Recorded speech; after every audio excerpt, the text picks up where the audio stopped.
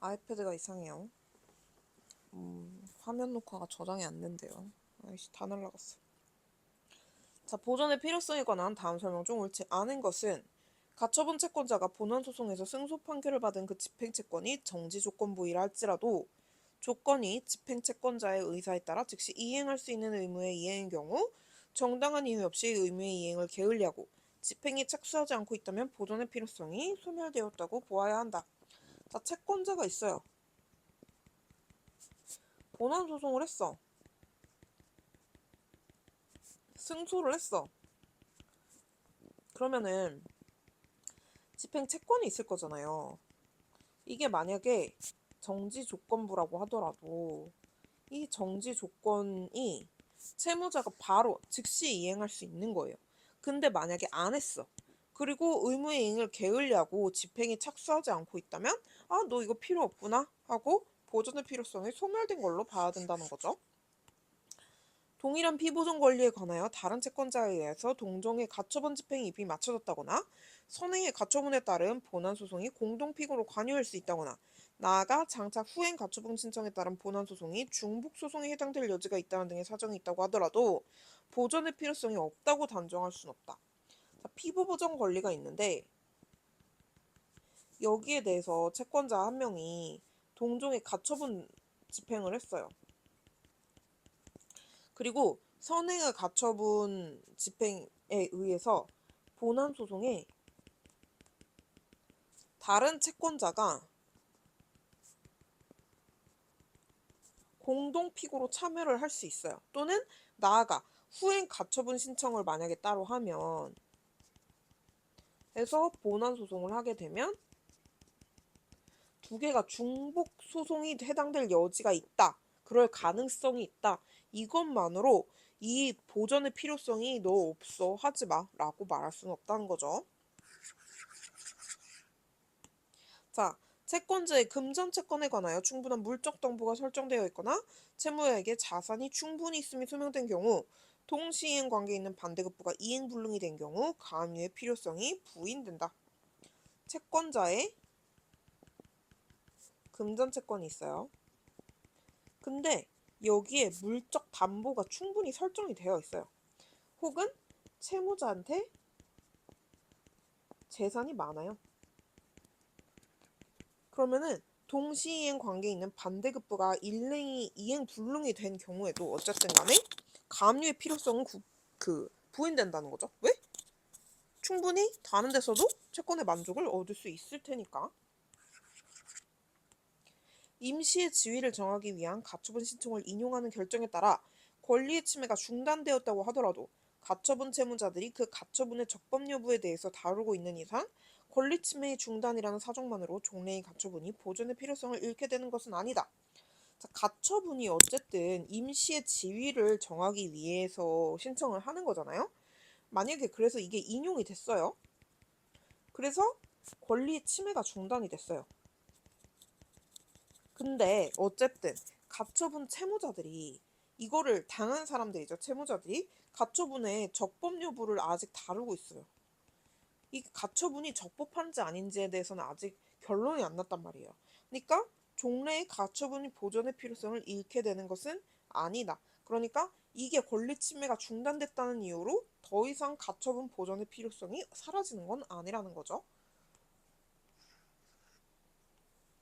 임시의 지위를 정하기 위한 가처분이 필요한지 여부를 결정함에 있어 본안 소송에 있어서의 장래의 승패를 예상을 고려할 필요가 없으므로 특허권 등 침해금지 가처분 신청 당시에 실체법상의 권리를 가지고 있다면 장래의 본안 소송에서 채권자가 패소하여 특허권 등이 무효로 될 것이 충분히 예상되는 경우에도 보존의 필요성은 있다고 보는 것이 판례의 태도이다.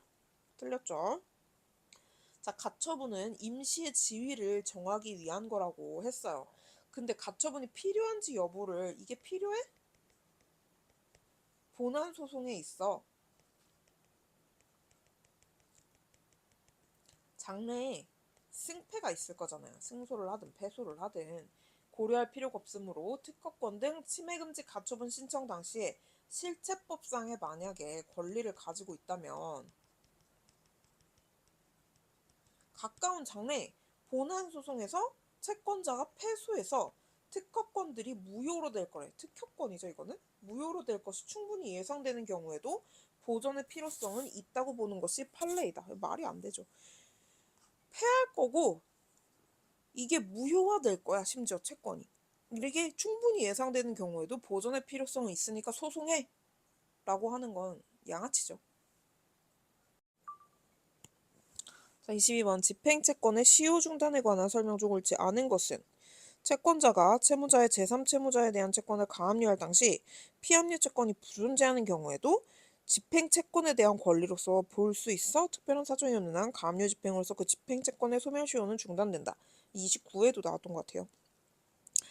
채권자가 있고 채무자가 있고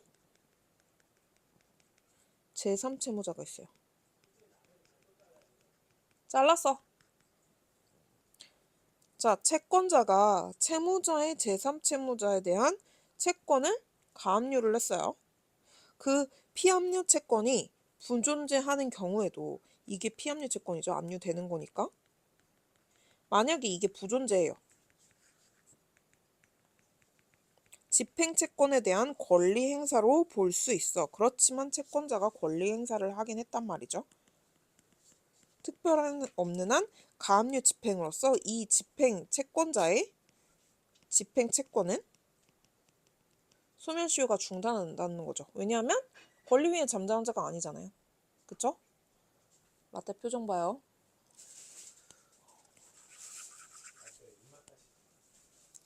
채무자가 건설공제조합에 대하여 갖는 출자증권의 인도청구권을 가압류한 경우 법원의 가압류 명령이 제3채무자인 건설공제조합에 송달되면 가압류의 효력이 생기고 이 경우 가압류로 인한 소멸시효 중단의 효력은 가압류 명령이 제3채무자에게 송달된 때부터 발생한다.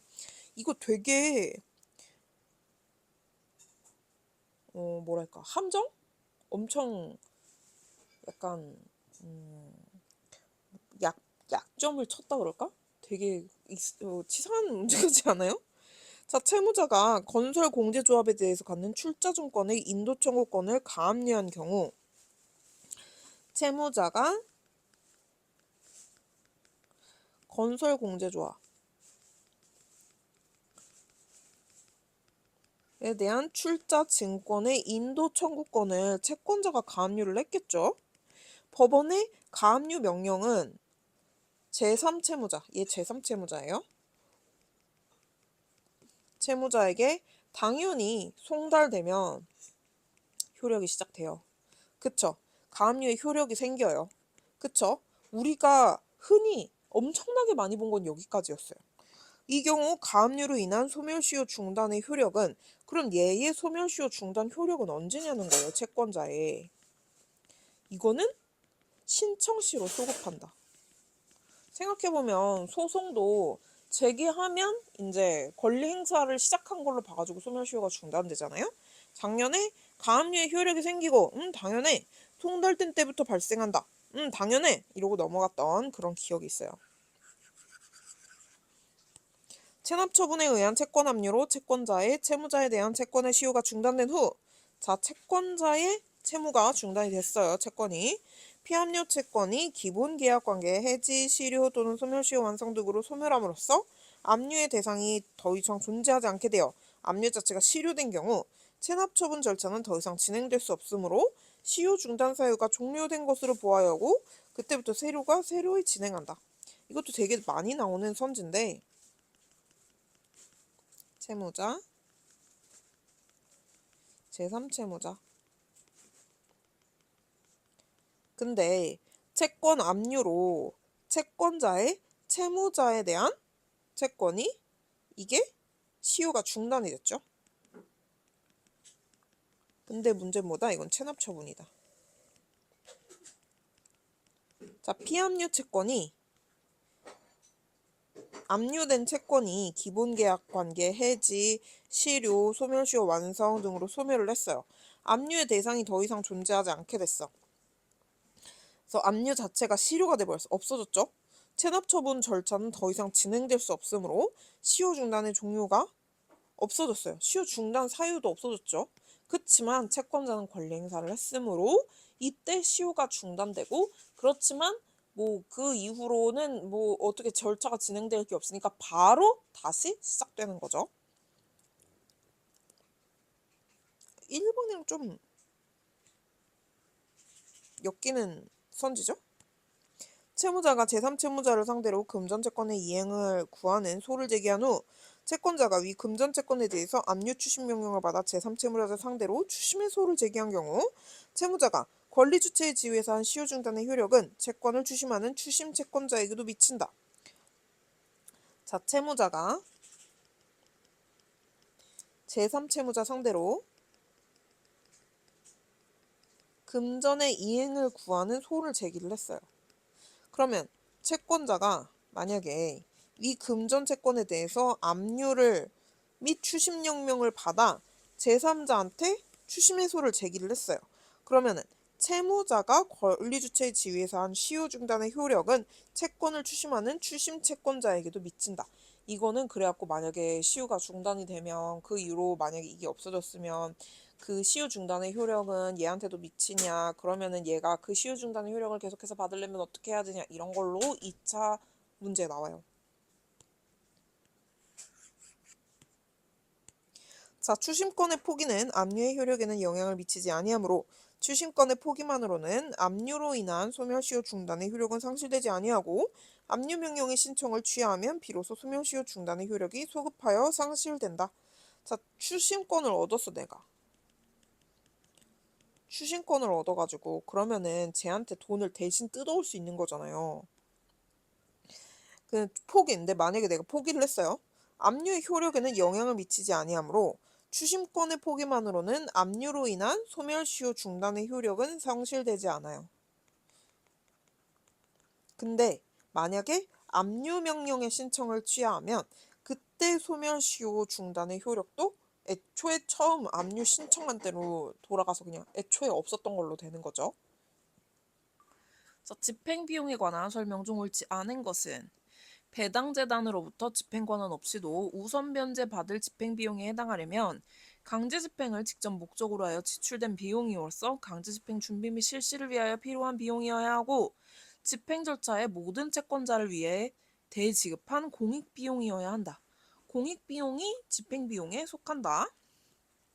가등기 담보권자는 귀속 정산 과정에서 담보 목적물의 교환 가치를 파악하기 위해서 쓴 감정 평가 비용 등을 실행 비용으로서 청산금에서 공제할 수 있을 뿐 청산의 결과로서 본등기를 마치기 위해 지출한 절차 비용, 취득세 등은 스스로 부담해야 한다. 왜? 본등기를 마치는 건 나를 위해서 한 거잖아요. 그러니까 이 절차 비용, 취득세 이런 거는 모든 채권자를 위한 대지급한 공익 비용이 아니라는 거죠. 부동산 인도 및 차임 상당의 부당이득 반환 청구가 하나의 판결로 확정된 경우 부동산 인도 강제집행의 집행비용에 대한 집행법원의 집행비용액 확정이 결정이 없다면 집행비용을 위 부동산 인도 강제집행의 집행권한인 부당이득 반환 청구 사건의 확정 판결에 기한 강제 경매 절차에서 추심할 수 없다. 자, 부동산 인도 및 차임 상당의 부당이득 반환 청구가 인도, 차임, 부당이득 반환 청구가 하나의 판결로 확정이 됐어요. 그러면 부동산 인도 강제 집행에 대한 이거에 대한 집행비용이 얼마가 나왔을 거 아니에요? 근데 법원에서 이거를 비용액 확정을 안 했어요. 그 집행비용을 부동산 인도 강제 집행의 집행권한인 부당이득 반환 청구 사건의 확정 판결에 기한 강제 경매 절차에서 추심할 수 없다. 이게 하나의 판결문으로 나오긴 했지만 집행비용을 여기서 추심할 수는 없다는 거죠. 두 개는 다른 거니까. 따로 받아야 돼요. 안 해줬으면. 강제집행이 신청의 취하 또는 집행처분의 취소 등으로 인하여 목적을 달성하지 못하고 끝난 경우 당사자는 집행이 끝날 당시에 집행이 계속된 법원의 집행비용의 부담액 및 집행비용의 확정 재판을 신청할 수 있고 법원은 당사자의 신청에 따라 해당 비용이 지출된 시기, 채권자가 이를 지출할 필요성, 강제집행과의 관련성 및 강제집행이 끝나게 된 원인, 경위, 여러 사정을 종합하여 집행비용을 부담할 당사자와 부담액을 정할 수 있다. 그쵸. 집행이 계속된 법원에다가 저 집행비용 이만큼 나왔어요. 이거 재판에서 확정시켜주세요 라고 하면 법원에서 그거 해줄 수 있다는 거. 단체 임원 등의 직무대행자를 선임하는 가처분의 경우 채권자가 예납한 금전에서 지급된 직무대행자의 보수는 가처분 집행에 소요되는 비용에 해당한다고 볼 수 없으므로 집행비용에 해당하지 않는다. 이거 아니죠. 단체 임원의 직무대행자를 선임을 했어요. 그 가처분을 하는데 채권자가 여기에 이 사람의 보수에 대해서 미리 예납을 했단 말이에요. 채권자가. 그러면은 이거는 집행에 소요된 비용이죠. 왜냐면 직무대행자의 보수는 그 가처분을 위해서 돈을 낸 거니까. 그러니까 집행 비용에 당연히 해당을 하겠죠.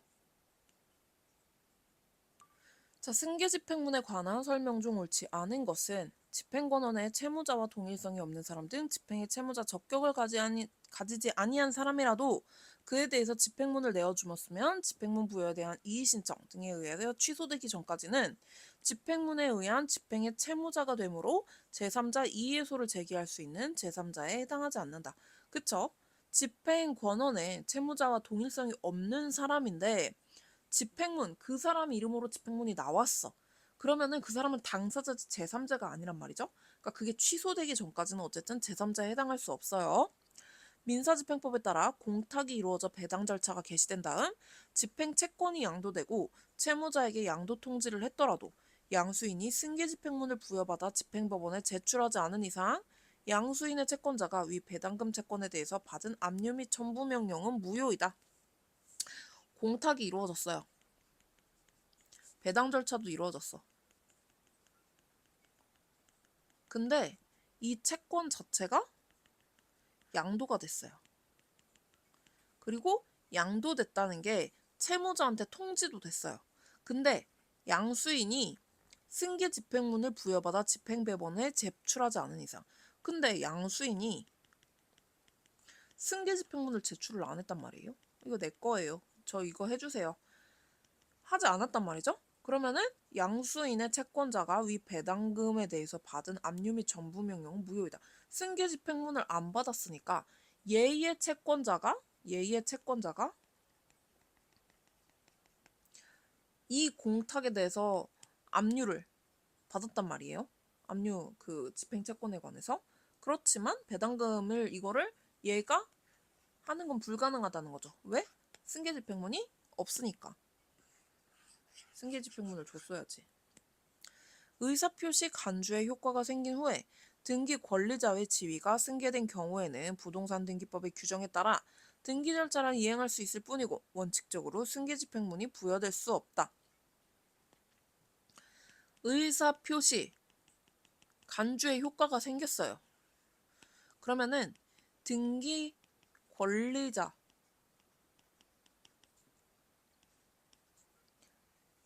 지위가 승계가 됐어요. 그러면은 부동산 등기법 규정에 따라 등기 절차를 이행을 할 수 있을 뿐이고 원칙적으로 승계 집행문이 부여가 될 수는 없어요. 등기 권리자가 승계를 의사표시 간주의 효과가 생긴 후에 지위가 승계가 됐으면 등기 절차를 그냥 이행을 하면 되지 승계 집행문을 받을 수는 없다는 거죠. 소송 비용 부담의 재판이 있은 후에 비용 부담 의무자가 사망하자 승계 집행문을 부여받지 않고 상속인들을 상대로 한 소송 비용의 확정 신청은 부적법하다. 소송 비용 부담에 관한 재판이 있었어요. 그리고 비용 부담 의무자가 죽었어요. 근데 상속인들이 있을 거 아니에요? 근데 채권자가 상속인에 대해서 승계 집행문도 안 받고 바로 소송 비용의 확정 신청을 했단 말이죠. 승계 집행문을 받아야 그거를 할 수 있는데 없이 했으니까 이거는 안 된다. 부적법하다. 라는 얘기죠. 민집에서는 승계 집행문이 진짜 중요한 것 같아요. 뭐 부동산 등기법에서도 그렇지만 승계 집행문을 일단 당사자가 바뀌었다. 그러면 무조건 받아야 되는, 일단 그렇게 생각하고 나서 예외사항을 생각하는 게 나을 것 같아요. 채무 명의에 표시된 채무자의 상속인이 상속을 포기한 후 집행채권자가 상속인에 대한 승계집행문을 부여받아 압류 및 전부 명령을 받아 확정되었다면 집행채무자가 상속 포기 사실을 들어 집행문 부여에 대한 이의신청 등으로 집행문의 효력을 다투어 효력이 부정되지 않는 이상 피전부 채권은 전부 채권자에게 이전한다. 채무 명의에 채무자의 상속인이 있는데 얘가 상속 포기를 했어요. 상속을 포기를 했는데 채권자가 얘에 대해서 승계집행문을 받은 거예요. 그래서 전부명령까지 받았어요.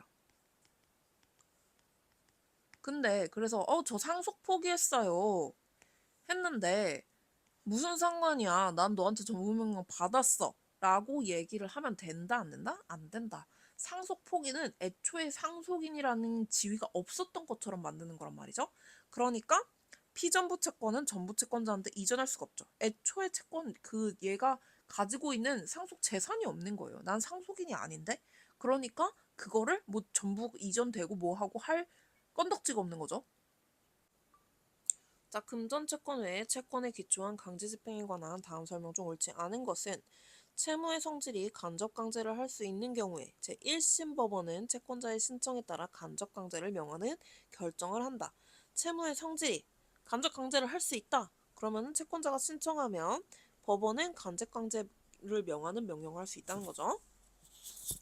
부대체적 자기 채무로서 장부 또는 서류의 열람 등사를 허용할 것을 명하는 집행권원에 대한 간접 강제 결정의 주문에서 채무자가 열람 등사 허용 의무를 위반하는 경우, 배상금을 지급하도록 명한 경우, 이러한 간접 강제 결정에서 명한 배상금 지급 의무는 발생 여부나 시기, 범위가 불확정적이라고 봄이 타당하므로 간접 강제 결정은 이를 집행하는데 민사집행법 조건이 붙어있다고 보아야 한다. 부대체적 자기 의무예요. 장부, 서류, 열람 등사를 허용해라 를 명하는 집행권원. 강제 결정 주문에서 채무자가 열람 등사 허용 의무를 위반을 한 경우, 그러면은 이거 만약에 안 하면 너 배상금 지급해 라고 했단 말이죠. 명한 경우, 이러한 간접 강제 결정에서 명한 배상금 지급 의무는 그 발생 여부나 시기 및 범위가 불확정적이라고 봄이 타당하므로, 그쵸? 언제 이게 저기가 돼가지고 배상금을 지급하게 될지 모르잖아요. 그러니까 간접 강제 결정은 집행하는데 조건이라고 봐야 되는 거죠. 이게 언제 성취될지 모르니까. 자, 부대체적 자기 의무의 이행으로서 장부 또는 서류의 열람 복사를 허용하라는 판결 등의 집행을 위한 간접 강제 결정에서 채무자로 하여금 의무 위반 시 배상금을 지급하도록 명한 경우, 채권자는 특정 장부 또는 서류의 열람 복사를 요구한 사실, 본래 집행권원에서 열람 복사 허용을 명한 장부 또는 서류에 해당한 사실을 증명함으로써 간접 강제 결정의 집행문을 받을 수 있겠죠. 한편 채무자는 위와 같은 조건이 성취되지 않았음을 다투는 집행문 부여에 대한 이의해소를 통해 간접 강제 결정에 기초한 배상금 채권의 집행을 저지할 수 있을 뿐, 부대체적 자기 의무를 이행하였음을 내세워 청구 이의해소로서 본래의 집행권원인 판결 등의 집행력 자체를 배제해달라고 할 수 없고, 판결 등을 집행권원으로 하여 발령된 간접 강제 결정에 대해서도 청구 이의해소를 제기할 수 없다. 자, 부대체적 자기 의무 이행으로서 장부, 서류, 열람, 복사 이거를 허용하라 라는 판결 등의 집행을 위한 간접 강제 결정에서 채무자로 하여금 의무 위반 시 배상금을 지급하라고 했어요. 그 위에 2번 지문이랑 똑같죠. 배상금을 지급하도록 명한 경우 채권자는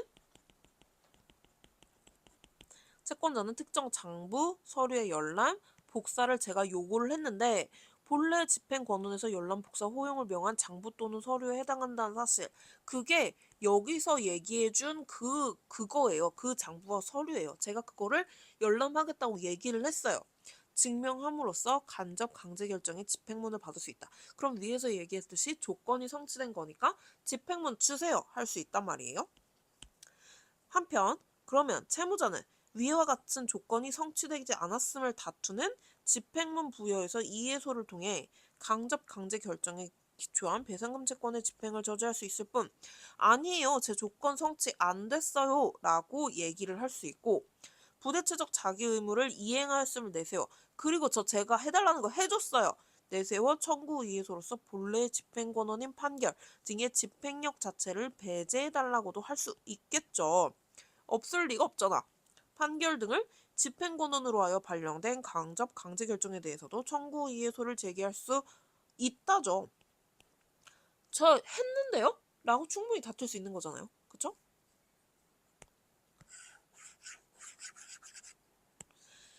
채무자가 간접 강제 결정에서 명한 이행기간이 지난 후에 채무를 이행하였다면 채권자는 특별한 사정이 없는 한 채무의 이행이 지연된 기간에 상응하는 배상금의 추심을 위한 강제 집행을 할 수 있다. 간접 강제 결정에서 명한 이행기간이 지났어요. 그리고 나서 채무를 이행했어요. 그럼 이제 뜨는 시간 있잖아요. 밀린 시간이. 특별한 사정이 없는 한 이행이 지연된 기간에 상응하는 배상금을 추심할 수가 있다는 거죠. 채권자가 부대체적 자기 의무에 대한 간접 강제 결정을 집행권원으로 하여 강제 집행을 하기 위해서는 당연히 집행문 필요합니다. 26번 가압류에 관한 설명 중 옳지 않은 것은 채권에 대한 가압류 명령을 신청하는 채권자는 신청서에 압류할 채권의 종류와 액수를 밝혀야 하고 가압류할 채권 중 일부에 대해서만 가압류 명령을 신청하는 때에는 범위를 밝혀 적어야 한다. 이거 29회 때도 나왔던 것 같아요. 채권의 범위를 확정 지어가지고 얘기를 하는 거는 엄청 중요해요. 채권자가 채무자의 제3채무자에 대한 여러 개의 채권 전부를 대상으로 하여 가압류를 신청하는 경우 가압류할 채권의 대상과 범위를 특정하지 않음으로 인해 가압류 결정에서도 피압류 채권이 특정되지 않은 경우 여러 채권 전부에 대해서 가압류의 효력이 발생한다. 아니죠. 범위를 확정하는 거 되게 중요하다고 했잖아요. 이렇게 되면 그냥 무효되는 거예요. 가압류. 그러니까 내가 어디부터 어디까지 어떤 채권에 대해서 이러이러한 종류의 채권을 이렇게 다 범위를 확정을 지어야 돼요. 유체동산에 대한 가압류 집행 절차에 착수하지 않은 경우 시효 중단의 효력이 없고 집행 절차를 개시하였으나 가압류할 동산이 없기 때문에 집행불능이 된 경우에는 집행 절차가 종료된 때로부터 시효가 새로이 진행한다. 유체동산에 대해서 가압류 집행 절차에 착수를 안 했어요. 그러면 시효 중단의 효력이 없겠죠. 집행 절차를 개시는 했어요. 가압류할 동산이 없어서 집행 불능이 됐어요. 이런 경우에는 착수를 안 한 건 채권자 잘못이잖아요. 그렇지만 시효 중단의 효력이 없는 거죠. 그래서 근데 집행 절차를 개시를 했는데 동산이 없어요. 집행 불능이 됐어요.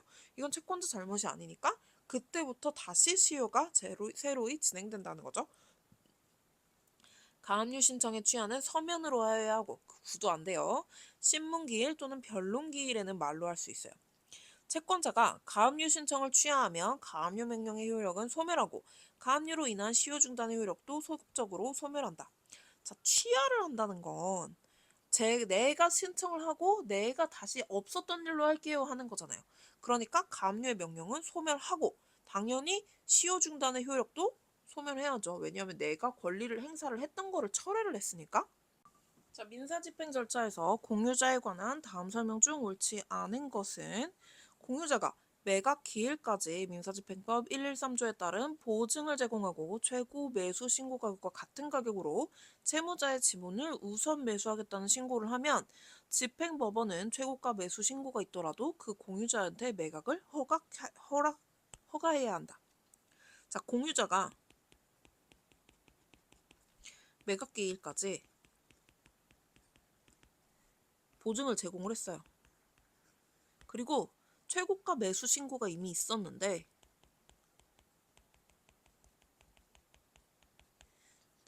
같은 가격으로 내가 우선 매수하겠다라는 신고를 하면 집행법원은 얘 패스하고 일단 얘한테 매각을 허가해야 한다는 거죠. 공유자니까.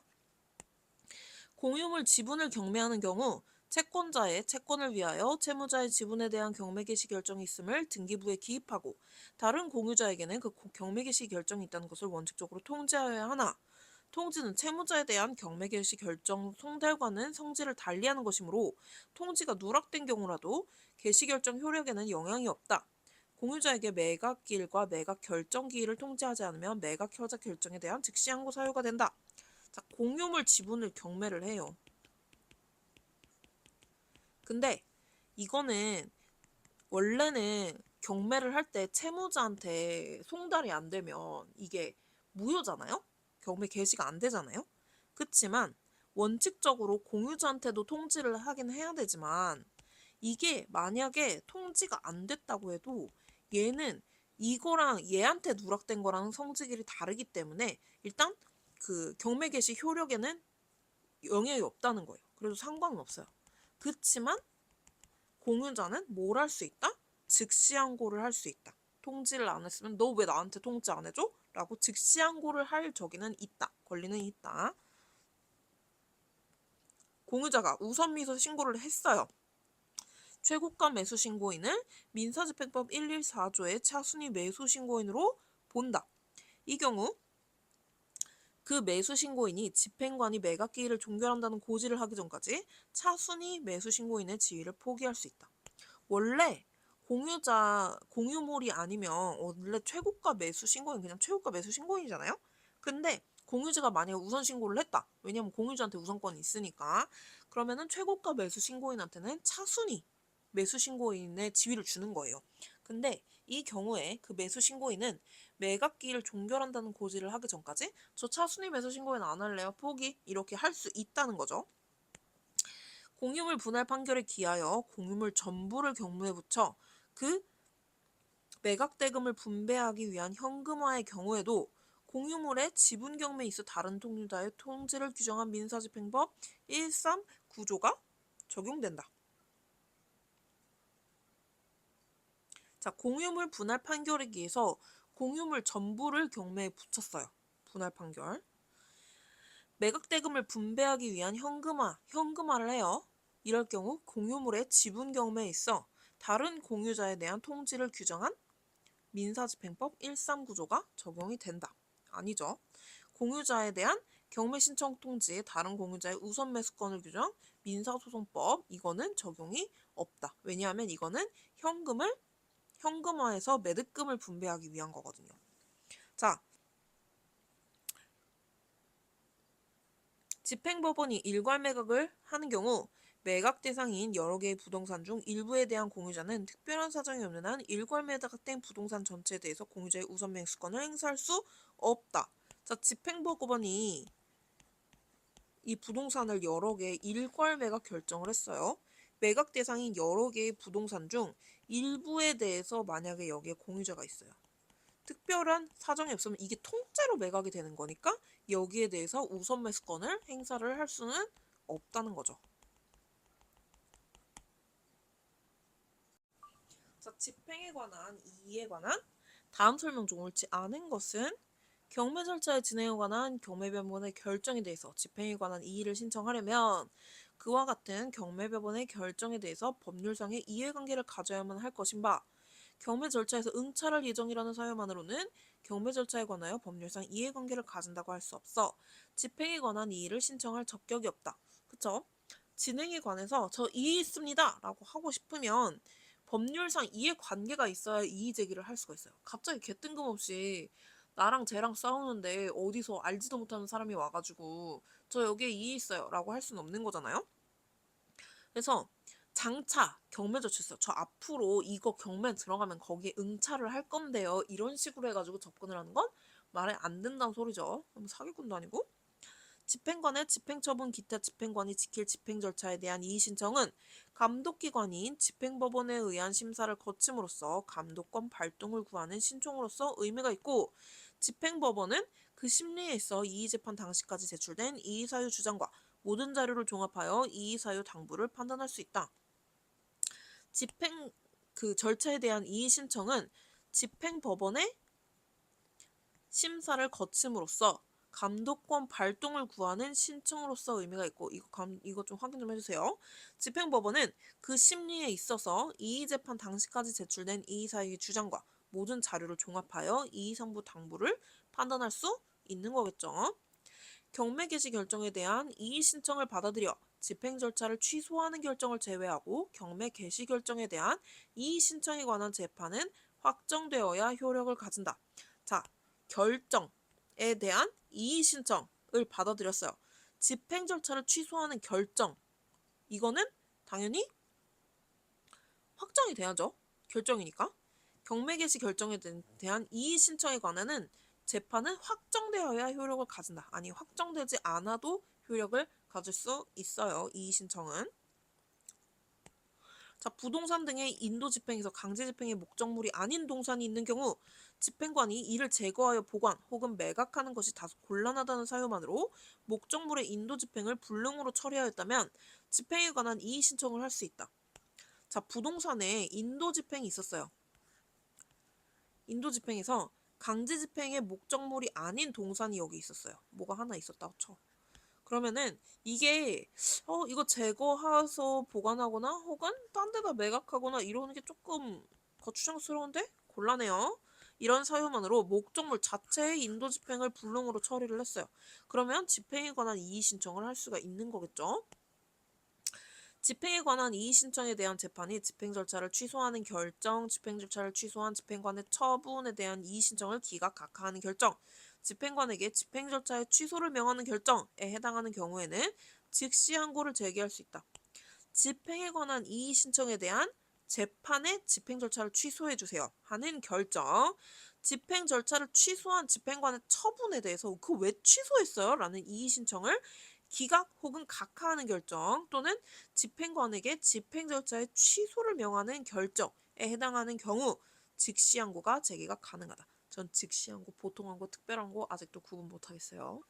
자, 민사집행 절차에서 일부 청구와 청구 금액 확장에 관한 다음 설명 중 옳지 않은 것은 담보권 실행을 위한 경매 절차에서 신청 채권자가 경매 신청서에 피담보 채권의 일부만을 청구 금액으로 해서 경매를 신청하였을 경우 특별한 사정이 없는 한 시청 채권자의 청구 금액은 기재된 채권액을 한도로 확정되고 채권 계산서에 청구 금액을 확장하여 제출하는 방법 등의 청구 금액을 확장할 수 없다. 담보권 실행, 그러니까 내가 저당권을 설정을 했는데 그걸로 경매를 신청해서 어쩌고저쩌고 했는데 신청 채권자가 신청서에다가 피담보 채권의 일부 금액만 청구 금액으로 했어요. 왜냐하면 이거 신청하는데도 돈 든단 말이에요. 그쵸? 소송하는데도 돈 들잖아요. 이거 그 목적 그 가액이 얼마느냐에 따라서 이게 저기가 달라지는데 어쨌든 간에 혹은 제가 지금 돈이 이 정도밖에 없을 것 같아. 혹은 이 정도밖에 없어. 아니면 이 부분에 대해서만 내가 저기를 할 거야. 해가지고 일부만 청구 금액으로 해서 경매를 신청을 했어요. 다른 특별한 사정이 없는 한 신청 채권자의 청구 금액은 그 기재된 채권액을 한도로 확정이 되고 신청 채권자가 채권 계산서에 청구 금액을 만약에 추후에 확장해서 제출을 했어요. 그래도 이걸로 확장이 되지는 않는다는 소리죠. 맨 처음에 잘 내야 돼요. 담보권 실행을 위한 경매 절차에서 경매 신청서에 청구 채권으로 원금 외 이자, 지연 손해금 등의 부대 채권을 개괄적으로만 표시하였다가 나중에 채권 계산서에 의해서 부대 채권의 구체적인 금액을 특정하는 것은 경매 신청서에 개괄적으로 기재하였던 청구 금액의 산출 근거와 범위를 밝히는 것이므로 허용된다. 제가 경매 신청을 할 건데요. 원금이랑 이자랑 지연 손해금이 있어요. 근데 지금 당장 이게 얼마인지는 확실하게 얘기를 못하고 대충 이 정도 될 거예요. 그리고 이거에 대한 근거는 이래요. 계산식은 이래요. 라고 표시를 했다가 채권 계산서에 의해서 부대채권 구체적인 금액을 특정을 했어요. 개괄적으로 기재했던 청구 금액의 산출 근거와 범위를 밝히는 것이므로 허용된다. 여기에 다 써놨잖아요. 액수가 확실하게 못 적혔을 뿐. 나 이거 신청할 거예요. 라는 건 얘기를 했으니까 가능하다는 거죠. 자, 법원 사무관 등은 채권자에 대해서 채권의 유무, 원인, 액수, 배당 요구의 종기까지 법원에 신고하도록 최고화해야 하는데 최고를 받은 채권자가 이러한 신고를 하지 않은 때에는 채권자의 채권액은 등기사항 증명서 등 집행 기록에 있는 서류와 증빙에 따라 계산하며 채권액을 추가하지 못한다. 자, 채권자가 있는데 이 사람은 배당 요구 종기까지 유무, 원인, 액수 이런 거를 신고해야 돼요. 근데 이 채권을 받은 채권자가 신고를 안 했어요. 그럼 채권자의 채권액은 등기사항 증명서에 있는 집행 기록에 있는 서류와 증빙에 따라 자동으로 그냥 계산이 된다는 거죠. 나중에 그거 아닌데 이거도 추가해야 되는데 라고 할 수 있다 없다? 그럴 거면 처음부터 했어야지. 왜 시킬 때 바로바로 안 해.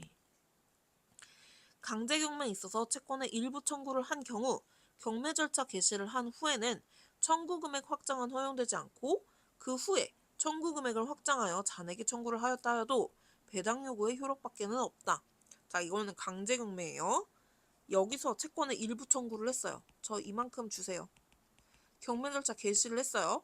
당연히 청구 금액 확장은 안 돼요. 근데 잔액이 청구를 했다 해도 이게 배당 요구의 효력은 있다는 거죠. 일부 청구는 안 되지만 배당 요구로서는 받아줘 주겠다. 담보권 실행을 위한 경매 절차에서 신청 채권자가 경매 신청서에 청구 채권 중 이자, 지연 손해금 등의 부대 채권을 확정액으로 표시한 경우 나중에 배당 요구 종기까지 채권 계산서를 제출하는 등으로 부대 채권을 증액하여 청구 금액을 확장하는 것은 허용하지 아니한다. 자, 아까 전에 이거는 개괄적으로 썼었잖아요. 근데 이거는 확정적으로 썼어요. 이거 얼마, 원금 얼마, 이자 얼마, 지연 손해금 얼마 확정적으로 썼단 말이에요. 나중에 채권 계산서를 다시 제출을 해서 이거 좀 올릴게요. 이거 된다 안 된다? 된다 안 된다? 된다. 왜? 배당 요구 종기까지 채권 계산서를 제출을 했잖아요. 이거는 부대채권 증액이 가능해요. 경매 신청서에 부대채권을 확정액으로 표시한 경우 배당 요구 종기까지 채권 계산서를 제출하는 등으로 증액하면 청구 금액을 확장하는 것은 허용이 돼요. 자, 유체동산 집행에 관한 설명 중 옳지 않은 것은 부부 공유 유체동산의 압류에 관한 민사집행법 제190조의 규정은 체납처분의 경우에 유추적용을 배제할 만한 특수성은 없으므로 체납처분의 경우에도 유추적용할 수 있다. 자, 유체동산은 움직이는 거, 뭐 그림이나 뭐 도자기, 뭐 옷, 명품 가방, 뭐 이런 거. 체납처분의 경우에도 딱히 유추적용을 배제할 만한 뭔가가 특성이 없단 말이죠. 그러니까 체납처분의 경우에도 그런 거 다 압류할 수 있다. 채무자와 그 배우자가 공유로서 채무자가 그 배우자와 공동으로 점유하고 있는 유체동산은 배우자가 제출을 거부하지 아니한 때에 하나여 압류할 수 있다. 이거 아니에요. 제3자가 가지고 있는 경우에 제3자가 제출한 경우는 이렇게 되는 거고 배우자는 일심동체예요. 그러니까 만약에 배우자가 채무자다. 그러면은 배우자가 압류 명령을 받았다. 그러면은 일심동체니까 같이 뺏겨야죠. 그쵸? 배우자의 저기는 의사는 중요하지 않아요. 부부 공유 재산을 제외한 유체동산의 공유지분은 그 유체동산 집행의 대상이 아니므로 그 밖의 재산권에 대한 집행의 방법에 따라 압류한다. 공유재산을 제외한 유체동산의 공유지분은 유체동산 집행의 대상이 아니므로 만약에 부부 말고 다른 사람의 지분이 같이 들어가 있어요. 그럼 집행의 대상이 아니므로 그 밖의 재산권에 대한 집행의 방법에 따라서 그러니까 뭐 지분권을 압류한다든가 뭐 이렇게 되겠죠. 부부 공동생활의 실체를 갖추고 있으면서 혼인신고만 하지 아니한 사실혼 관계에 있는 부부의 공동 유체동산에 대해 있어서 이것도 유추 적용된다는 거죠. 190조. 그래서 사실혼 관계. 요즘 혼인신고 안 하고 사는 사람 되게 많잖아요. 뭐 집 때문에도 그렇고 뭐지 그거? 세금 때문에도 그렇고 뭐 별 이상한이 아니죠. 여러 가지 이유로 인해서 혼인신고 안 하고 사는 사람들이 많잖아요. 그러면은 혼인신고 안 하고 사실혼 관계에 있는 부부의 공유 유치동산에 대하여서도 이 규정은 유추 적용된다는 거죠. 채무자가 점유하고 있는 유치동산의 압류는 집행관이 그 물건을 점유함으로써 한다. 집행관이 가지면 돼요. 채권자의 승낙이 있거나 운반이 곤란할 때는 봉인, 그 밖의 방법으로 압류물임을 명확히 하여 채무자에게 보관시킬 수 있다. 그러니까 그거죠. 빨간 딱지. 이런 거 하면 집행관이 점유함으로써 하는데 갖고 나오면 되는데 채권자가 오케이 하거나 운반이 곤란하거나 그죠? 막 가구나 침대, 소파 뭐 이런 거면 운반이 곤란하거나 봉인, 빨간 딱지 이렇게 하면 압류몰임을 명확하게 하여 채무자에게 보관시킬 수 있는 거죠.